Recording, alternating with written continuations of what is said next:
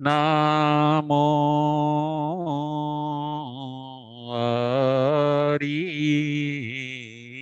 હંતાણમ.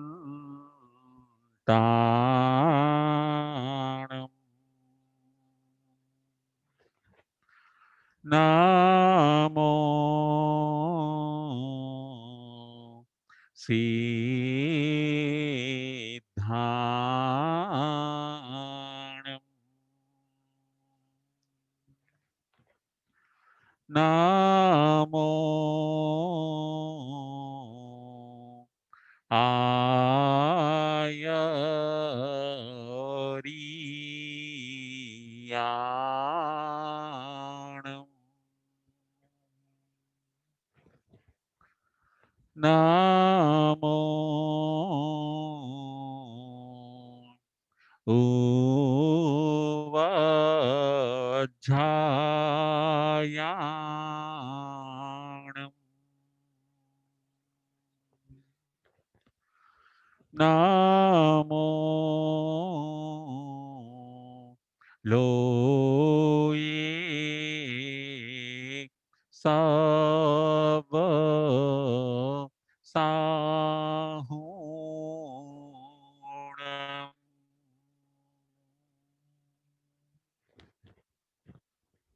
એસો પંચનમોકારો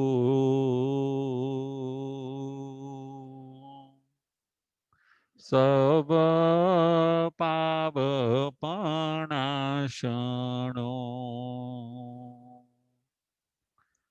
મંગલાણં ચ સવિસિં પડમં હવઈ મંગલમ. પડમં હવઈ મંગલમ. સિદ્ધાણમ નમો કિચ્યા સંજયાણમ ચ ભાવો સંતિ સંતિ કરેલુએ પતો ગઈ મણુત્તરમ. પતો ગઈ મણુત્તરમ.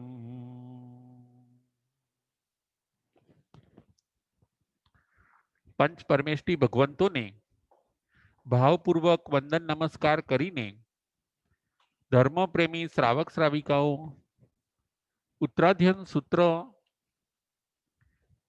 પરમાત્માની અંતિમ દેશના અધ્યયન નંબર 30 પ્રવચન નંબર 91 આજના પ્રવચનનો વિષય છે તપ માર્ગ.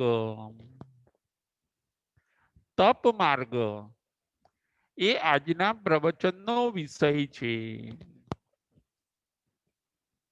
30મા અધ્યાયની અંદર પરમાત્મા આપણને તપ કરવાની પ્રેરણા કરે છે. તપ કરવાથી જૂના કર્મની નિર્જરા થાય છે. તપ કર્મથી આત્મા પોતે પવિત્ર બને છે.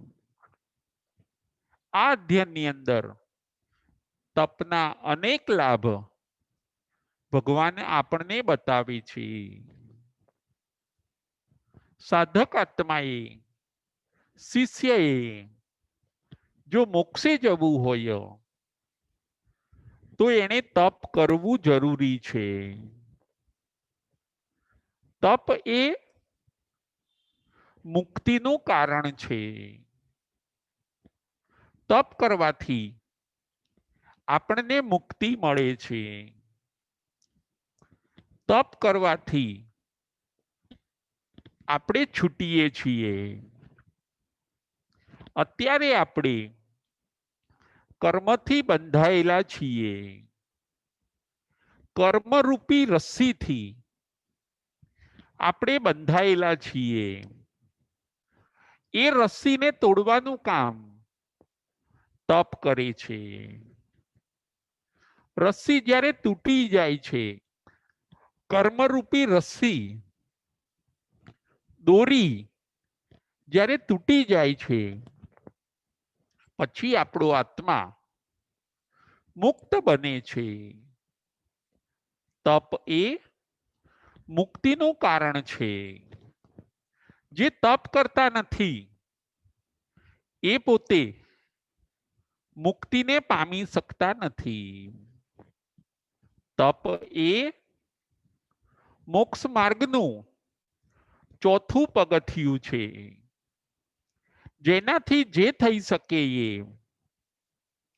પોતાની શક્તિ પ્રમાણે દરેક આત્માએ તપ કરીને જૂના કર્મોથી છૂટવાની જરૂર છે.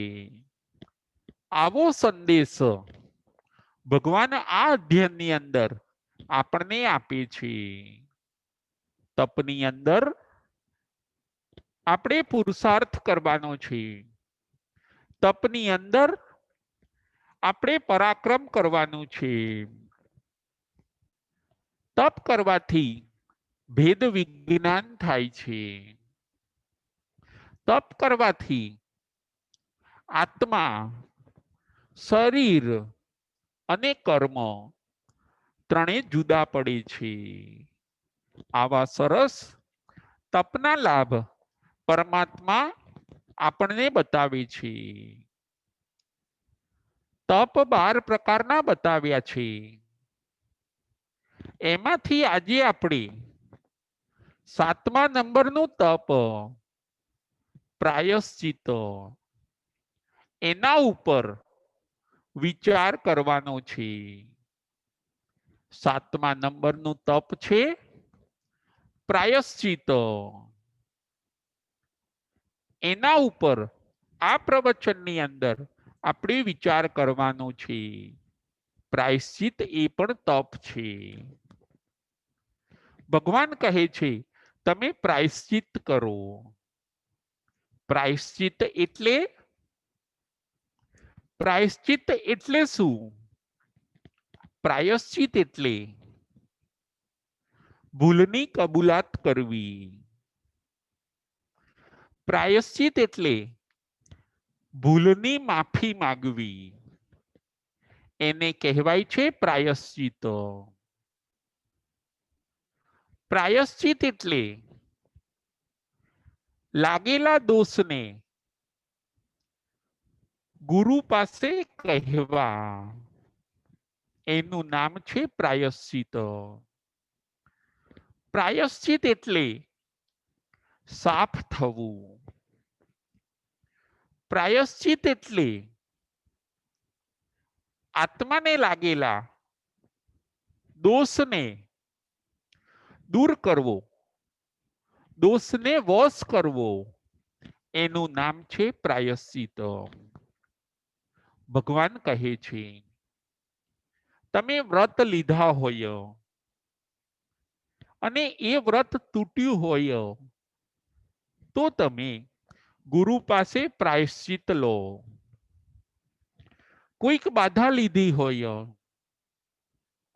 અને એ બાધા કોઈ કારણસર જાણતા અજાણતા તૂટી હોય તો એનું ગુરુ પાસે પ્રાયશ્ચિત લેવું જોઈએ. પ્રાયશ્ચિત એ પણ તપ છે. આગળ ચાલીને ભગવાન કહે છે કોઈ દુષ્કૃત્ય થઈ ગયું હોય, કોઈ પાપ થઈ ગયું હોય, ભલે તમે પચખાણ લીધા નથી છતાં પણ કોઈ પાપ થઈ ગયું હોય, કોઈ મિસ્ટેક થઈ ગઈ હોય તો એનું તમે પ્રાયશ્ચિત લઈ લો. પ્રાયશ્ચિત લેવું એટલે જાતે પનિશમેન્ટ લેવું. ગુરુને વાત કહેવી અને સદગુરુ જે પ્રાયશ્ચિત આપે એ પ્રમાણે તપ અને જપ કરવા એને કહેવાય છે પ્રાયશ્ચિત. આવું કરવાથી જે આપણાથી ભૂલ થઈ હતી એ ભૂલનું પાપ ધોવાઈ જાય છે. પ્રાયશ્ચિત કરવાથી જે પાપ આપણાથી થયું હતું એ વોશ થઈ જાય છે, એ કર્મની નિર્જરા થઈ જાય છે. હવે એ કર્મ ઉદયમાં આવશે નહીં. સદગુરુના કહેવા પ્રમાણે આપણે પ્રાયશ્ચિત કરી લીધું, જાતે પનિશમેન્ટ લીધું, પીડાને સહન કરી, ઉપવાસ આદિ કર્યા અને ભૂલનો સ્વીકાર કર્યો. એ કર્મની નિર્જરા થઈ ગઈ. હવે એ કર્મ એનો વિપાક બતાડશે નહીં. એ કર્મ હવે આપણને સજા કરશે નહીં. કેમ કે આપણે સદગુરુ પાસે પ્રાયશ્ચિત લઈ લીધું. આવો સરસ છે પ્રાયશ્ચિતનો મહિમા. કર્મ ઉદયમાં આવે, આપણને હેરાન કરે એ પહેલા તમે સદગુરુને બધું કહી દો. સદગુરુ જે પ્રાયશ્ચિત આપે એ પ્રાયશ્ચિત પ્રમાણે તમે તપની અંદર લાગી જાવ. આવું કરવાથી આપણે કર્મથી મુક્ત બની શકીએ છીએ. આપણે કર્મથી છૂટવાનું છે. જે કર્મ આત્મા સાથે ચોંટી ગયું છે એ કર્મને આપણે તપથી ઉખાડીને દૂર કરવાનું છે. 7મા નંબરનું તપ છે પ્રાયશ્ચિત. આજે આપણે 6 દ્રષ્ટાંત ઉપર વિચાર કરવો છે. 6 દ્રષ્ટાંત એ મહાન આત્માઓએ પણ તપ આદિ ખૂબ કર્યા, પરંતુ કોઈ કારણસર કર્મની નિર્જરા ન થઈ. એ કર્મ સત્તામાં રહ્યા અથવા તો પ્રાયશ્ચિત કરવાનું રહી ગયું અને એ કર્મ ઉદયમાં આવ્યા. એ મહાપુરુષોને તકલીફ આપી. એવા 6 દ્રષ્ટાંત ઉપર આજે આપણે વિચાર કરવાનો છે. પ્રથમ નંબરનું દ્રષ્ટાંત છે દશરથ રાજાનું. જુઓ, દશરથ રાજા રામના પિતા, ભગવાન રામના પિતા, એમનાથી શ્રવણનું મૃત્યુ થયું. એમનું તીર વાગ્યું માતૃ પિતૃ ભક્ત શ્રવણને. શ્રવણના પ્રાણ પંખેરું ઉડી ગયા. દશરથ રાજાના હાથે એક હિંસાનું કૃત્ય થયું. પાપ બંધાઈ ગયું. કર્મ તરત જ લાગી ગયું. માતૃ પિતૃ ભક્ત એવો શ્રવણ એ પોતે મૃત્યુ પામ્યો દશરથ રાજાના હાથે.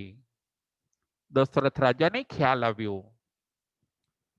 દશરથ રાજાને ખૂબ દુઃખ થયું અને આ કર્મ એમને સત્તામાં રહ્યું. એ કર્મ બેલેન્સ શીટમાં રહ્યું. પ્રાયશ્ચિત નહીં થયું હોય, સત્તામાંથી ડિલીટ નહીં થયું હોય અને એ કર્મ પછી એમને એ જ ભવની અંદર ઉદયમાં આવે છે.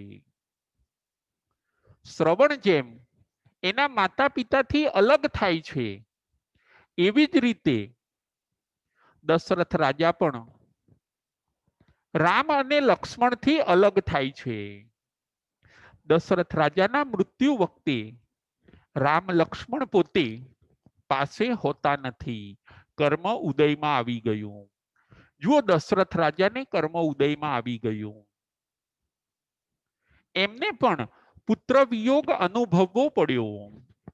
એ જ્યારે મૃત્યુ શૈયા ઉપર સૂતા હોય છે ત્યારે એમની પાસે પોતાના લાડીલા પુત્રો રામ અને લક્ષ્મણ હોતા નથી, કારણ કે કર્મનો ઉદય થઈ ગયો. આ જ ભવમાં બાંધેલું કર્મ દશરથ રાજાને આજ ભવની અંદર ઉદયમાં આવી ગયું. જો કદાચ પ્રાયશ્ચિત કર્યું હોત, સત્તામાંથી એ કર્મને ડિલીટ કર્યું હોત, તો કદાચ આવો પુત્ર વિયોગ ન થતો. પરંતુ એ કર્મ સત્તામાં હતું અને એ કર્મ ઉદયમાં તો આવ્યું અને પુત્ર વિયોગ દશરથ રાજાને અનુભવવો પડ્યો. આ છે પ્રથમ નંબરનું દ્રષ્ટાંત દશરથ રાજાનું. બીજું દ્રષ્ટાંત છે ભગવાન રામનું. જો ભગવાન રામ એમનાથી કોઈક વાર અંતરાય કર્મ બંધાયું હશે. એ જ ભવે મોક્ષે જનાર આત્મા ભગવાન રામ. બળદેવની પદવીને પામ્યા છે ભગવાન રામ. ત્રિષષ્ઠી સલાકા પુરુષની અંદર જેનો નંબર આવે છે એવા મર્યાદા પુરુષોત્તમ ભગવાન રામ. એમનાથી અંતરાય કર્મ બંધાયું હશે અને એ અંતરાય કર્મ જ્યારે એમનો રાજ્યાભિષેક કરવાનો હોય છે ત્યારે એ કર્મ ઉદયમાં આવે છે. ભગવાન રામનો રાજ્યાભિષેક કરવાનો હોય છે. અયોધ્યા નગરીના એમને રાજા બનાવવાના હોય છે ત્યારે એ કર્મ ઉદયમાં આવે છે. સત્તામાં રહેલું એ કર્મ બળવાન બન્યું. અંતરાય કર્મ ઉદયમાં આવ્યું.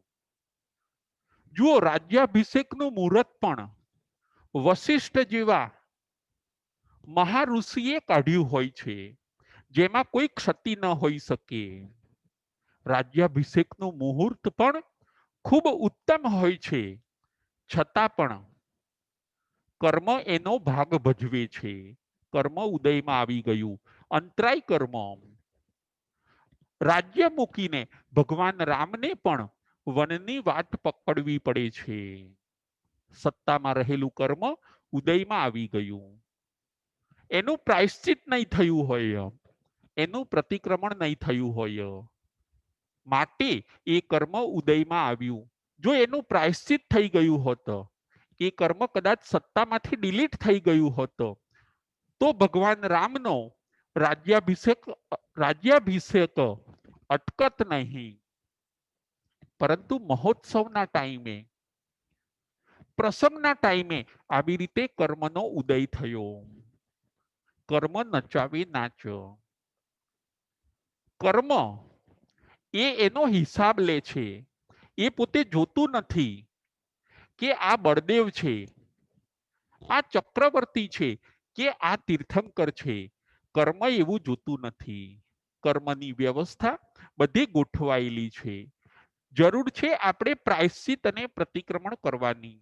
આજના પ્રવચનની અંદર આપણે એ શીખવાનું છે. બીજું દ્રષ્ટાંત હોય છે ભગવાન રામનું.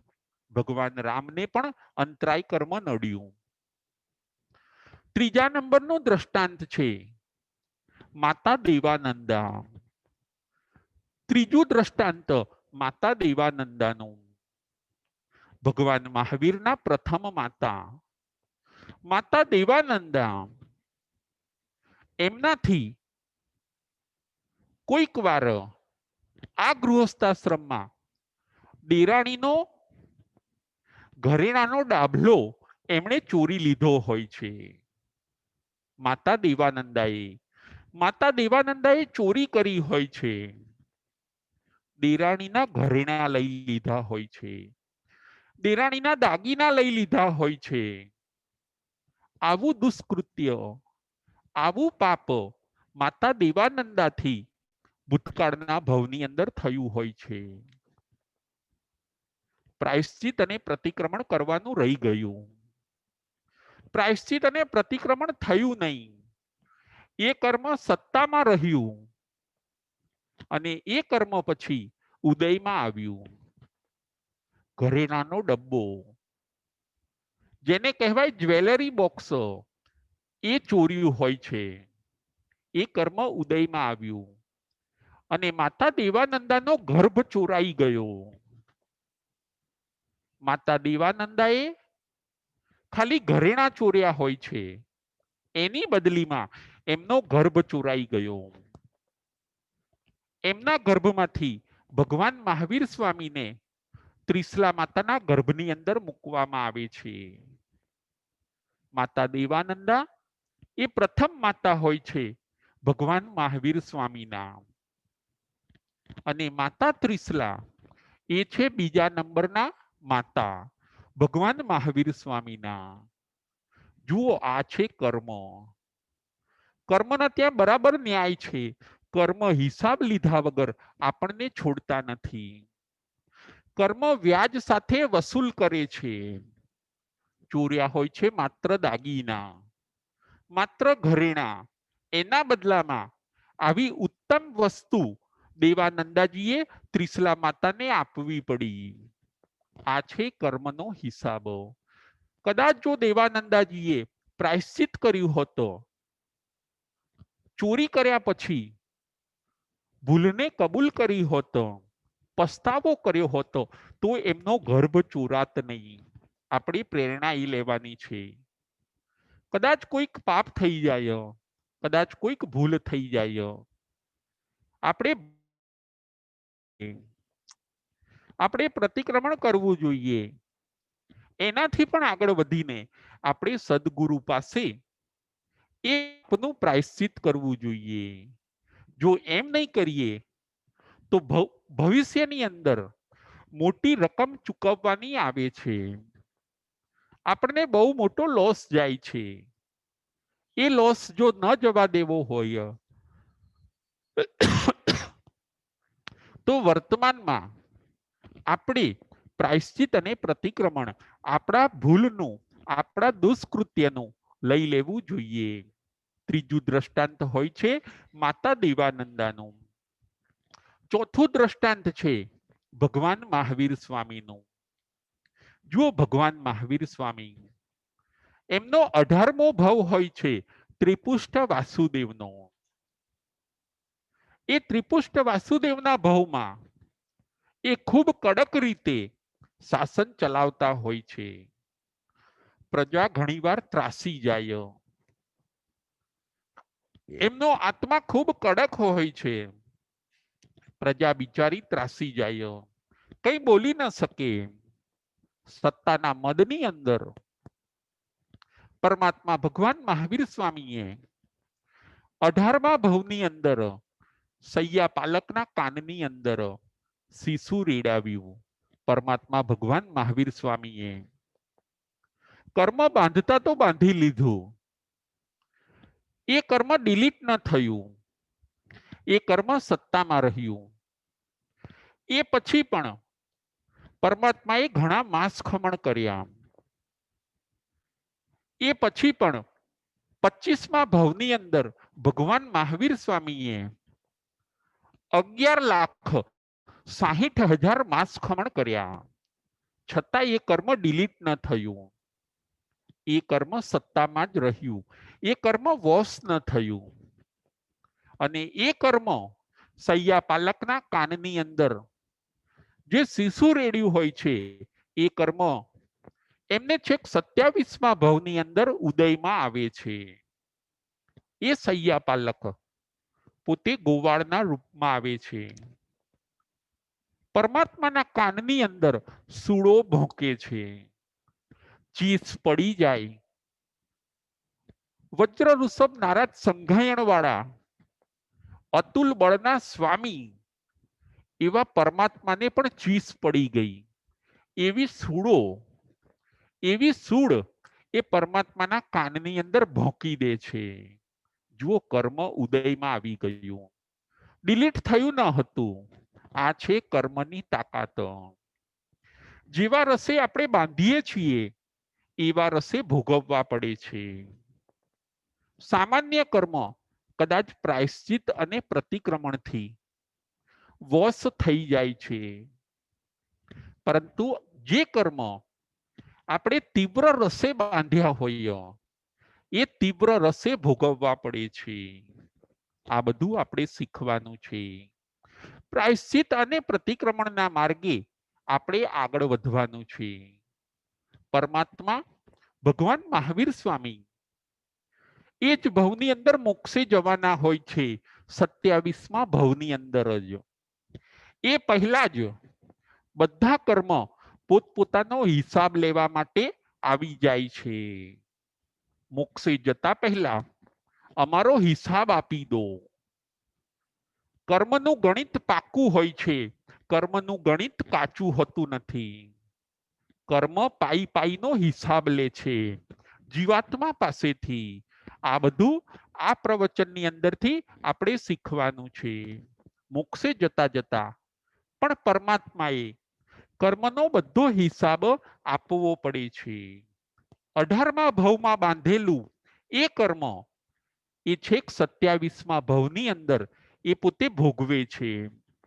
સમભાવ રાખે છે, ગોવાળિયા પ્રત્યે દ્વેષ કરતા નથી અને સમભાવથી એ કર્મની પોતે નિર્જરા કરે છે. આ હતું 4થા નંબરનું દ્રષ્ટાંત ભગવાન મહાવીર સ્વામીનું. 5મા નંબરનું દ્રષ્ટાંત છે ભગવાન ઋષભદેવનું. 5મા નંબરનું દ્રષ્ટાંત પરમાત્મા ઋષભદેવ, જેમનું બીજું નામ છે આદિનાથ ભગવાન. આ અવસર પીણી કાળના આ ભરત ક્ષેત્રના સૌથી પ્રથમ તીર્થંકર આદિનાથ ભગવાન,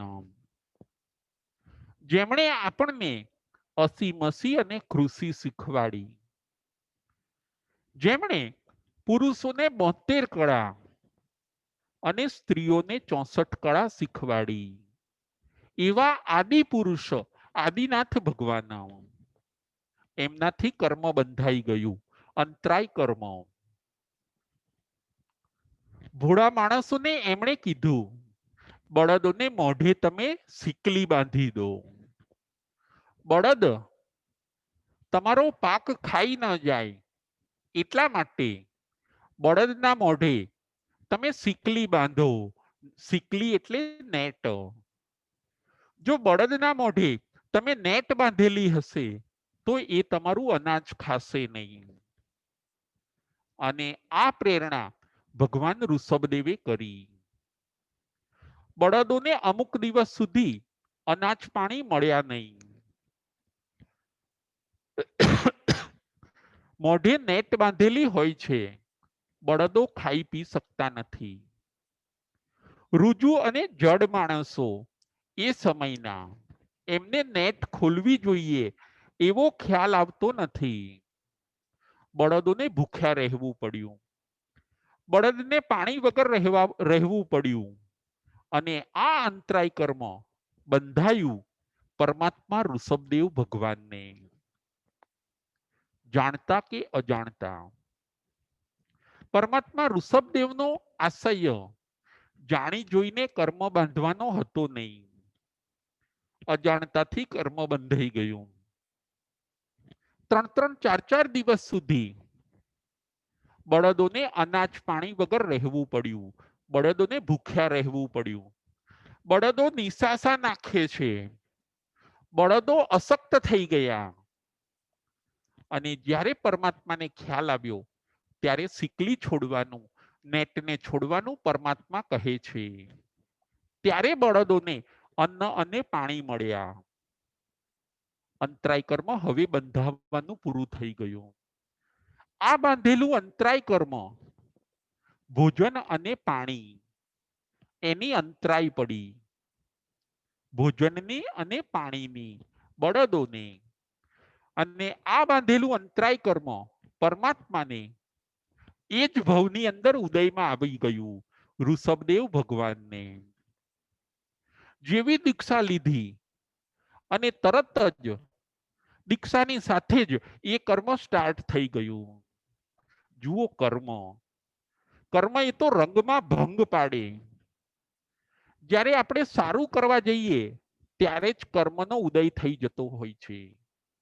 કર્મ એ પોતે લેણદાર છે અને આપણો જીવ એ પોતે દેવાદાર છે. કર્મ એ લેણદાર છે અને આપણો જીવ એ પોતે દેવાદાર છે. આપણા ત્યાં પ્રસંગ હોય, ત્યારે જોજો જે આપણી પાસે પૈસા માંગે છે એ પોતે લેવા આવી જશે. એવું જ બન્યું. જેવું ઋષભદેવ ભગવાને જેવી દીક્ષા લીધી અને અંતરાય કર્મ ઉદયમાં આવ્યું. પ્રાયશ્ચિત અને પ્રતિક્રમણ નહીં થયા હોય, પ્રાયશ્ચિતથી એ કર્મ ડિલીટ નહીં થયું હોય, પ્રાયશ્ચિતથી એ કર્મનો ક્ષય નહીં થયો હોય, એ કર્મ ઉદયમાં આવી ગયું. અને પરમાત્માને પણ, ઋષભદેવ ભગવાનને પણ એમ કહેવાય છે, 1 વર્ષ સુધી અન્ન અને પાણી મળ્યા નહીં. એમને પણ નિર્દોષ ગોચરી પાણી 1 વર્ષ સુધી મળ્યા નહીં.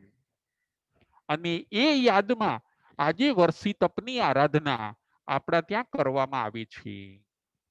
ઋષભદેવ ભગવાનને એ અંતરાય કર્મ 1 વર્ષ સુધી ઉદયમાં રહ્યું. કર્મ એનો ક્ષય જો તમે તપથી કરશો નહીં તો વિપાક ભોગવીને કરવો પડે છે.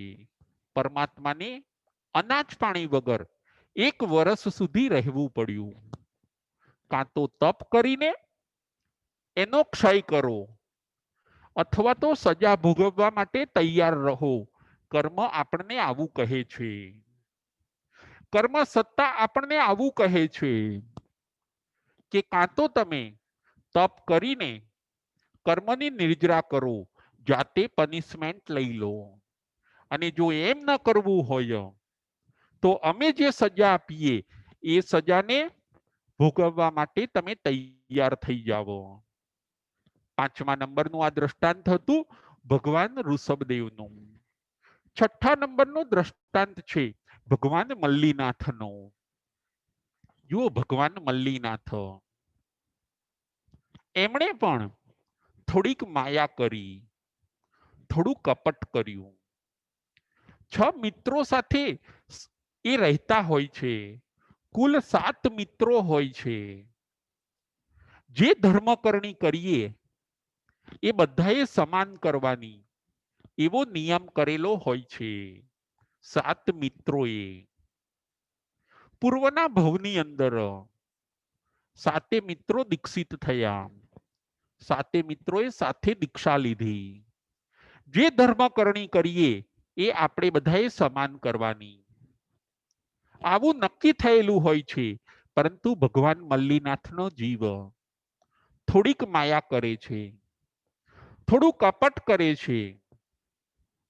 બીજા 6 મિત્રોને કહ્યા વગર જ વધારે ઉપવાસ કરે છે, વધારે ધર્મ આરાધના કરે છે ગુપ્ત રીતે. આ થઈ માયા. અને આવી માયા કરવાથી એમને સ્ત્રીવેદ બંધાય છે. અને એ બંધાયેલું સ્ત્રીવેદ એ જ્યારે તીર્થંકર બને છે ત્યારે ઉદયમાં આવી જાય છે. મિત્રના ભવની અંદર બંધાયેલું એ કર્મ જ્યારે એ પોતે તીર્થંકર બને છે ત્યારે એ કર્મ ઉદયમાં આવી જાય છે. માયા અને કપટના કારણે એ કર્મનું પ્રાયશ્ચિત નહીં થયું હોય, એ કર્મ ડિલીટ નહીં થયું હોય, એટલે હિસાબ લેવા માટે એ કર્મ આવે છે. જ્યારે મલ્લીનાથ ભગવાન પોતે તીર્થંકર તરીકે જન્મે છે ત્યારે એ કર્મનો ઉદય થઈ જાય છે. બધા તીર્થંકર પરમાત્મા પુરુષ વેદે હોય છે, જ્યારે મલ્લીનાથ ભગવાન પોતે સ્ત્રી વેદે બને છે. તીર્થંકર કોઈ દિવસ સ્ત્રી હોઈ ન શકે, ન ભૂતો ન ભવિષ્યતી. એવું બન્યું નથી અને બનવાનું નથી, છતાં પણ આવું બને છે. આ છે કર્મનો હિસાબ. કર્મની નિર્જરા નહીં થઈ હોય, કર્મનું પ્રાયશ્ચિત નહીં થયું હોય, અને એ માયા કર્મ, એ કરેલું કર્મ, એ કરેલું કપટ એ હિસાબ લેવા માટે આવે છે. પરમાત્મા મલ્લીનાથ ભગવાનને સ્ત્રી બનવું પડ્યું. મોક્ષે જતા જતા પણ કર્મના વિપાકને મલ્લીનાથ ભગવાન સહન કરે છે. આ છે કર્મનો હિસાબ. પ્રાયશ્ચિત કરીને આપણે કર્મને ડિલીટ કરવા જોઈએ. પરમાત્મા આપણને એ કહેવા માંગે છે, જો તમે પ્રાયશ્ચિત કરીને કર્મને ખંખેરી નાખશો તો તો એ કર્મનો વિપાક તમારે ભોગવવો નહીં પડે. 6 નંબરનું આ દ્રષ્ટાંત હોય છે મલ્લીનાથ ભગવાનનું. આ 6 દ્રષ્ટાંત જોઈને આપણે એમાંથી એ સમજવાનું છે કે આ મહાપુરુષોનું એમણે જો બાંધેલા કર્મનું પ્રાયશ્ચિત કર્યું હોત, પ્રતિક્રમણ કર્યું હોત, તો એનો વિપાક એમને ભોગવવો ન પડત. એમને ખરા સમયે અથવા તો પ્રસંગના સમયે કર્મ સજા આપત નહીં. એ આપણે શીખવાનું છે. કર્મ તો રંગમાં ભંગ પાડે છે. કર્મને ના આવે શરમ, એ તો ગમે ત્યારે ઉદયમાં આવી શકે છે. કર્મ ભલે કદાચ આપણે છાનું બાંધ્યું હોય, પરંતુ જ્યારે એનો ઉદય થાય છે ત્યારે એ છાનું રહેતું નથી. ત્યારે તો બધા જોવે છે. કર્મનો ઉદય થઈ જાય ત્યારે તો આખી દુનિયા જોવે છે. બાંધ્યું હતું આપણે એકલાએ, બાંધ્યું હતું છાનું છપનું, પરંતુ જ્યારે એનો ઉદય થયો ત્યારે તો સૌ કોઈએ જાણ્યું. આ છે કર્મનો હિસાબ. આ બધા મહાપુરુષના 6 દ્રષ્ટાંતમાંથી આપણે એ જ પ્રેરણા લેવાની છે કે આપણે પણ જાણતા અજાણતા જે કોઈ અંતરાય કર્મ બાંધ્યું હોય, જે કંઈ માયા કપટ કર્યું હોય, જે કોઈને ભાત પાણીની અંતરાય પાડી હોય, એ બધું યાદ કરીને આપણે સદગુરુ પાસે પ્રાયશ્ચિત લેવાનું છે. કોઈ વાર આપણે કોઈનું અપમાન કર્યું હોય, એવું પણ બને, એનું પણ આપણે પ્રાયશ્ચિત લેવાનું છે. કોઈ વાર જીવ હિંસા કરી હોય, મધપુડા તોડાવ્યા હોય, ઝાડ કપાવ્યા હોય, જંતુનાશક દવાઓ છાંટી હોય, કોઈને અંદર અંદર ઝઘડાવ્યા હોય, ચાડી ચુગલી કરી હોય, કાનફૂસી કરી હોય, કોઈના સેટિંગ તોડી નંખાવ્યા હોય, આવા જે કોઈ પાપ થયા હોય એનું આપણે સદગુરુ પાસે પ્રાયશ્ચિત લેવાનું છે. જો પ્રાયશ્ચિત લઈને આપણે એને ડિલીટ નહીં કરીએ તો એ ઉદયમાં આવશે અને ધમાલ મચાવશે, આપણને હેરાન અને પરેશાન કરશે. એના કરતા સારો અને સીધો રસ્તો છે સદગુરુ પાસે પ્રાયશ્ચિત કરવાનો. જો આપણે પ્રાયશ્ચિત કરી દઈશું તો એ કર્મ ધમાલ મચાવશે નહીં. આપણે યાદ કરીએ કે આપણે શું શું ભૂલ કરી છે. ઘણીવાર એવું બને કે આપણે જાણતા કે અજાણતા આપણે પાપ કર્યા હોય. પ્રાયશ્ચિત પાપનું હોય છે. કોઈ દિવસ પુણ્યનું પ્રાયશ્ચિત હોતું નથી, સારી ક્રિયાનું પ્રાયશ્ચિત હોતું નથી. મારાથી કઈ ભૂલ થઈ છે, હું કાન પકડું, હું સદગુરુ પાસે જઉં, હું પસ્તાવો કરું, હું પશ્ચાતાપના 2 આંસુ લાવું.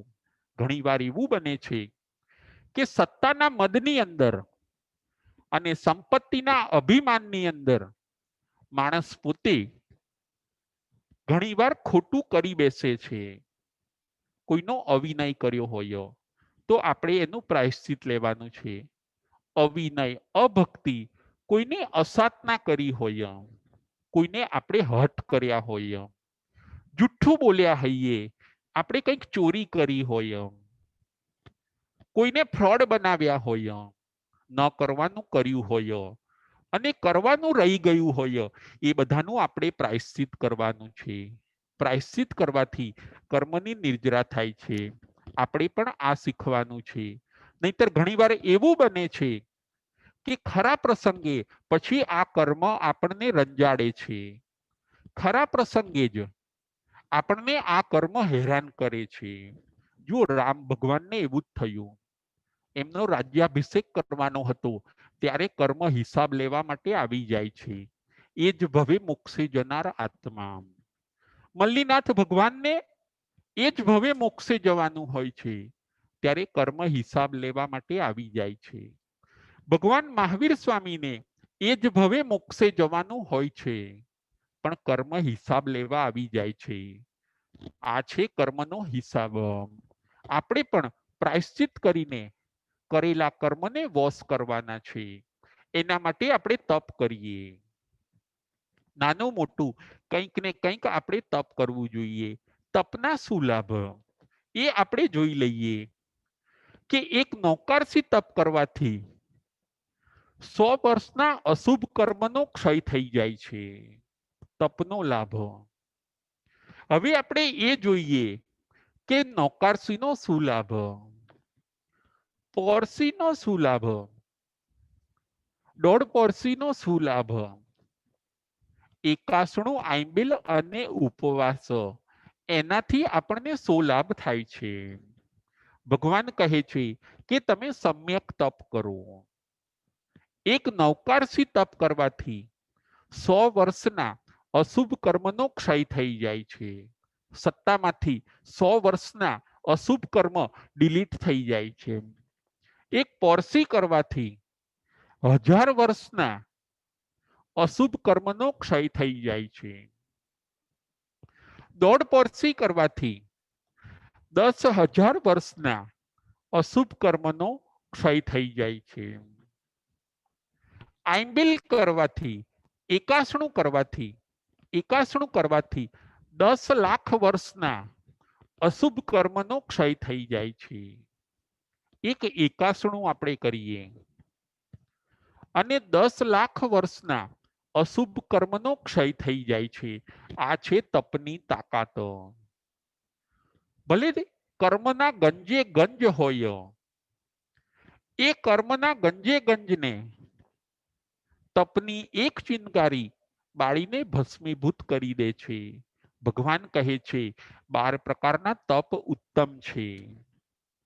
સાધક આત્માએ મૂંઝાવાની જરૂર નથી. સાધક આત્માએ કર્મથી ડરવાની જરૂર નથી. એને કર્મને નાશ કરવાનો છે. એને કર્મ ઉપર વિજય મેળવવાનો છે. એને કર્મનો ક્ષય કરવાનો છે. કર્મનો ક્ષય કેવી રીતે થઈ શકે તો કે તપથી થઈ શકે. નૌકારસી, પોરસી, દોઢ પોરસી, એકાસણું કરવાથી 10 લાખ વર્ષના અશુભ કર્મ નો ક્ષય થાય છે. આંબિલ કરવાથી 1 કરોડ વર્ષના આંબિલ કરવાથી 100 કરોડ વર્ષના અશુભ કર્મનો ક્ષય થાય છે. આંબિલ કરવાથી 100 કરોડ વર્ષના કર્મનો ક્ષય થાય છે. અને ઉપવાસ કરવાથી 1000 કરોડ વર્ષના અશુભ કર્મનો ક્ષય થાય છે. ઉપવાસ કરવાથી 1000 કરોડ વર્ષના અશુભ કર્મનો ક્ષય થાય છે. આ છે તપની તાકાત. આપણે તપની અંદર જોડાવાનું છે. જેનાથી જે થઈ શકે એ તપ કરવાનું છે. માત્ર એક જુઓ, નાની નૌકારસીનું તપ, સમ્યક તપ.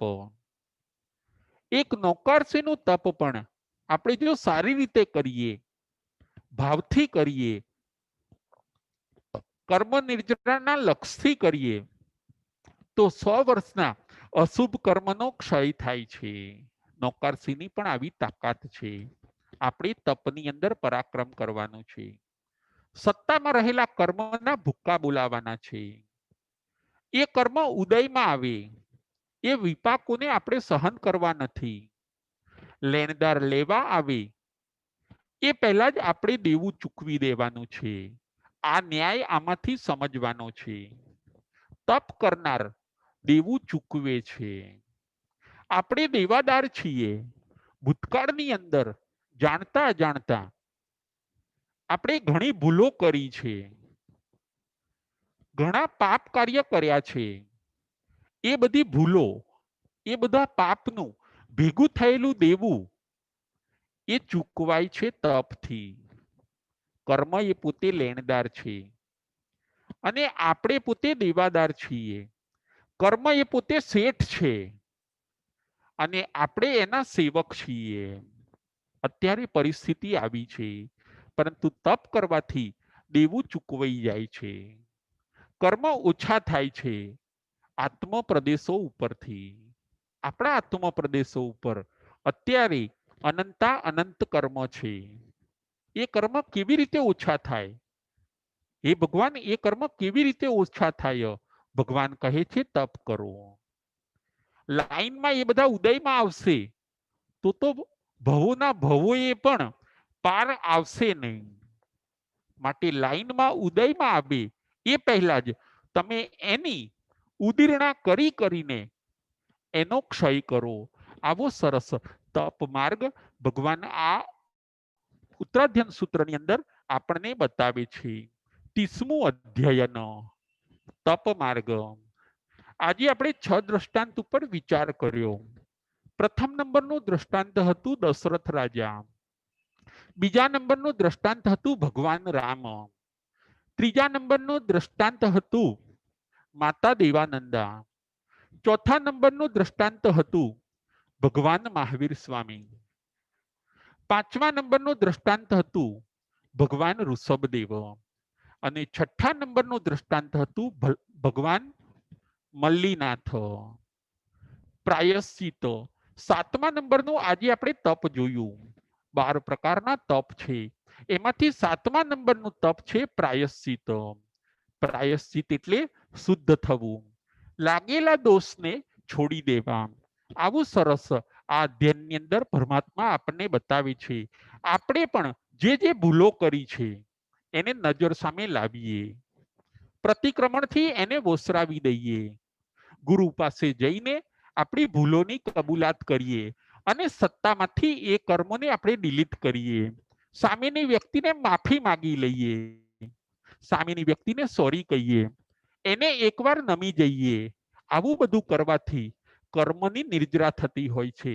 પરમાત્માના આવા સુંદર ભાવોને, પ્રાયશ્ચિતના આવા સુંદર મહિમાને આપણે સમજવાનો છે. પ્રાયશ્ચિતનો આવો સુંદર મહિમા જે સાંભળે છે, સમજે છે અને પોતાના જીવનમાં ઉતારે છે એ ચોક્કસ પોતાના આત્માનું કલ્યાણ કરે છે. આપણે પણ પ્રાયશ્ચિતના આવા સરસ મહિમાને સાંભળવાનો છે, સમજવાનો છે અને જીવનમાં ઉતારીને આપણા આત્માનું કલ્યાણ કરવાનું છે. બોલો મહાવીર સ્વામી ભગવાનને કી જય.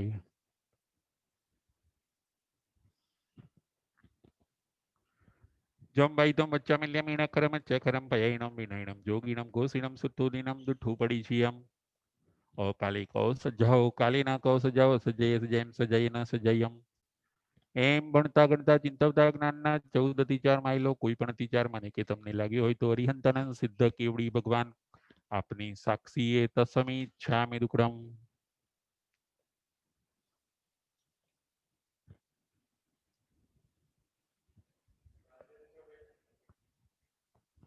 રાજેન્દ્રભાઈ સંઘવી. જય જિનેન્દ્ર રાજભાઈ. જય જિનેન્દ્ર. ઋષભદેવ ભગવાને તો બહુ જ ભોળા ભાવથી ને જરાય પહેલાથી નહોતું બળદને સિકલી બાંધણ ઉપર છોડવા એવા ભાવથી કોઈ બાંધણનું કીધું પણ એવું ખબર નહોતી તો એ તો ભોળા લોકો હતા તેમને ના છોડી એમાં ભગવાનને પાપ લાગી ગયું. હા એટલા હળવાશથી આપણને પાપ લાગી જાય. હા હા હું જ્યોતિબેન આપને કહું કે તમે કોઈ બીજી ગોળી ભૂલમાં ગળી લો, તમે માનો કે મેડિસિન કોઈ ભૂલમાં તમે બીજી ગોળી ગળી લો એ રીતનું, તો એની અસર થાય કે ના થાય જ્યોતિબેન એ રીતનું? એમાં તો થાય. બરાબર છે, બરાબર છે. એટલે આપણે પ્રતિક્રમણ આપણે શબ્દ વાપરીએ ને જાણતા કે અજાણતા એ રીતનું. એ તો કહો કે અજાણતા હતું ને એટલે આટલું જલ્દી પૂરું થઈ ગયું જ્યોતિબેન એ રીતનું. અને ભગવાનને બહુ ખ્યાલ ના આવ્યો, વરસ નીકળી ગયું ઉપવાસની અંદર, અજાણતા બાંધ્યું હતું તો પણ. આપણે તો કેટલા બંધાતા હશે, આપણે તો બરાબર છે. એટલા કર્મ બંધાઈ જાય. હા એટલે જ એટલે જ્યોતિબેન એનો રસ્તો એ બતાવ્યો કે 2 ટાઈમ આપણને ભગવાને પ્રતિક્રમણ બતાવ્યું. તમે પ્રતિક્રમણ કરો ને જ્યોતિબેન એટલે અડધા પોણા ભાગના વોશ થઈ જાય છે જ્યોતિબેન. બરાબર, એક વાર નું તો કરીએ છીએ હવે હમણાંથી 12 મહિનાથી કે 1.5 વર્ષથી કરીએ છીએ. પેલા નહોતા કરતા. પેલા બરાબર તો છે. કેટલાય કર્મ બાંધ્યા હશે. હા, જેમ ઘરમાં રોજ કચરો આવે તો તમે રોજ સાવરણીથી વાળો છો કે 2-5 દિવસે વાળો, જ્યોતિબેન? ના, રોજ વાળીએ. હા, બસ બસ એવું જ છે આમાં. અને પરમાત્મા એમ કે છે કે બહુ કચરો ભેગો ના થવા દેશો. તમે રોજે રોજ જો એ કરશો ને તો બહુ મોટો વિપાક તમારે સહન નહીં કરવો પડે કે. બરાબર. ખ્યાલ અને આવ્યો? મનથી તો કેટલા કર્મ બંધાય, મનથી તો પાર વગરના કર્મ બંધાઈ જાય હા છે. હા, ના પણ હવે ભલે જાગૃત. પ્રાયશ્ચિત કરીએ આપણે પોતે જ મનથી પ્રાયશ્ચિત કરીએ, હા પણ મનથી તો પારાવાર કર્મ બંધાય છે. હા, બરાબર છે, બરાબર છે. પણ બસ એના માટે આ જ કીધું કે જેમ હમ. નાની નાની મેડિસિનની દવા હોય એ પેલા બ્લડ પ્રેશરને બધાને કંટ્રોલમાં રાખે છે કે નહીં, જ્યોતિબેન? નાની હા નાની ગોળી હોય, કેટલી નાની હોય છે. હા અને હા આપણું શરીર મોટું અને ગોળી બહુ નાની. હા પણ એટલે એવું છે કે તમે આમ જો પ્રતિક્રમણ, પ્રાયશ્ચિત, ખરાબ ભાવથી જો જીવ બાળો ને તો તમે તરત જ કેટલાય કર્મો તમારા ઓછા થઈ જાય છે. બરાબર. એટલે ભગવાને એ કીધું છે કે તમે ના બસ પ્રાયશ્ચિત કરો, ચોખ્ખા થાવ.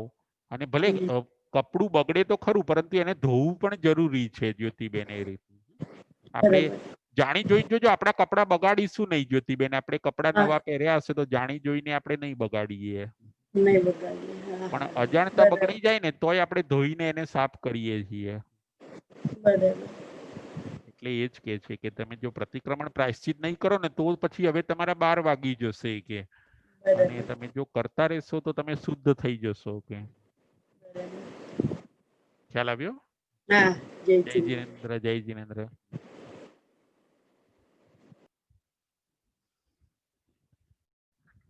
હવે આગળ આજે આપણે કેટલા મહાપુરુષોના દ્રષ્ટાંત જોયા. આજે આપણે કેટલા મહાપુરુષોના દ્રષ્ટાંત જોયા.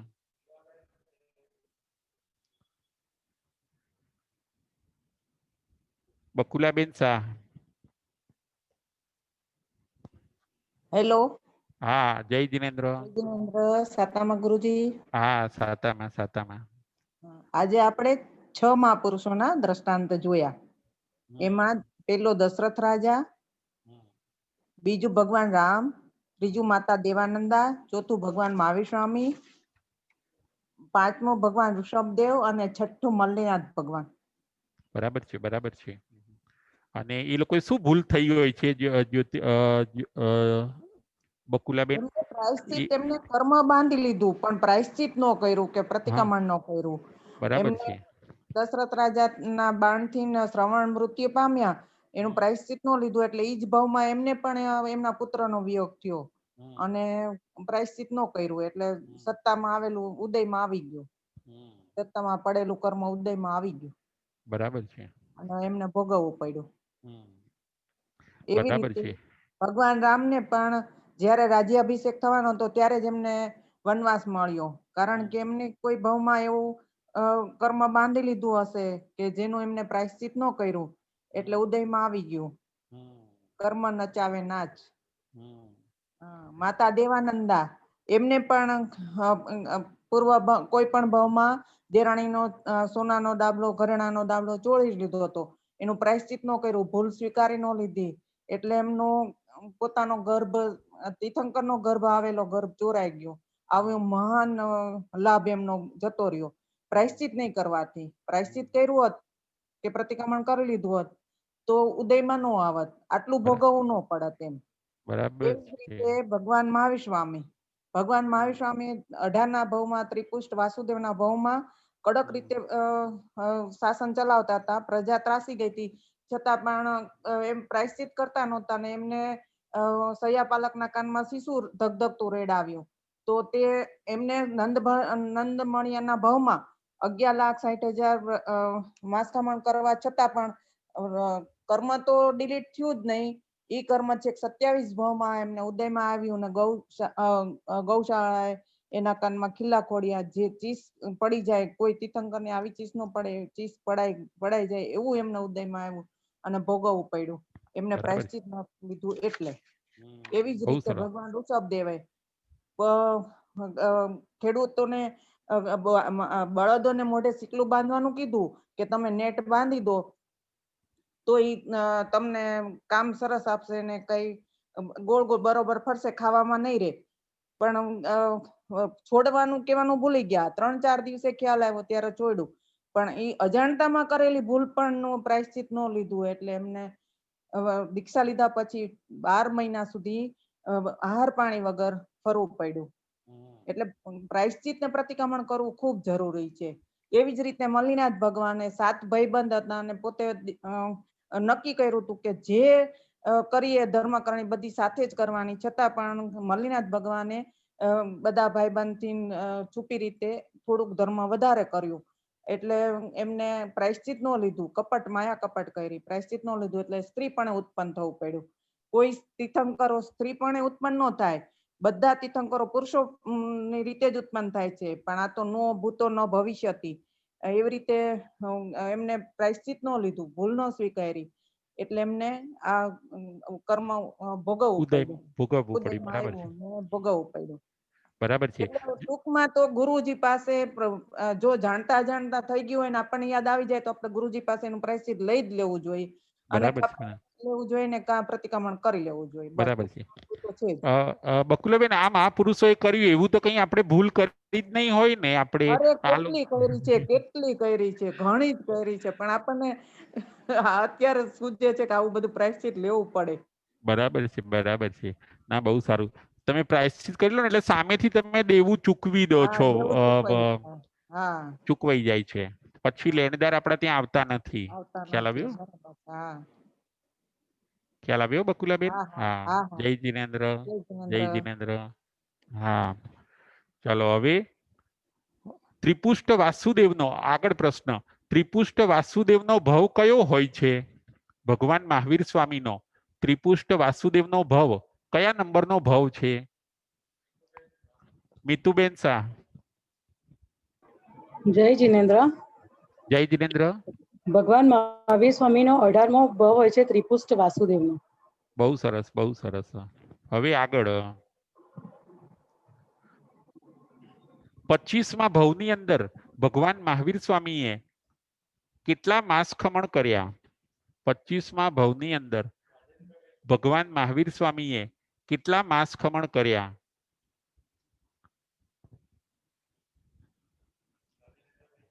રાજેન્દ્રભાઈ સંઘવી. જય જિનેન્દ્ર રાજભાઈ. જય સાતામાં જિનેન્દ્ર. હા, સાતામાં 11,80,000 અને ઉપરની જે છે ઉપરનો આંકડો એ જુદો જુદો બધા બતાવે છે. બરાબર કોઈ છે, બાકી બરાબર છે. 11,80,000 તો પાક્કા. પાક્કા છે. બરાબર છે, બરાબર છે. જય જિનેન્દ્ર. હવે જય હવે જિનેન્દ્ર. આગળ એક નૌકારસી કરવાથી કેટલા વર્ષના અશુભ કર્મનો ક્ષય થાય છે? એક નૌકારસી કરવાથી કેટલા વર્ષના અશુભ કર્મનો ક્ષય થાય છે? મિતુબેન શાહ. જય જિનેન્દ્ર. જય જિનેન્દ્ર.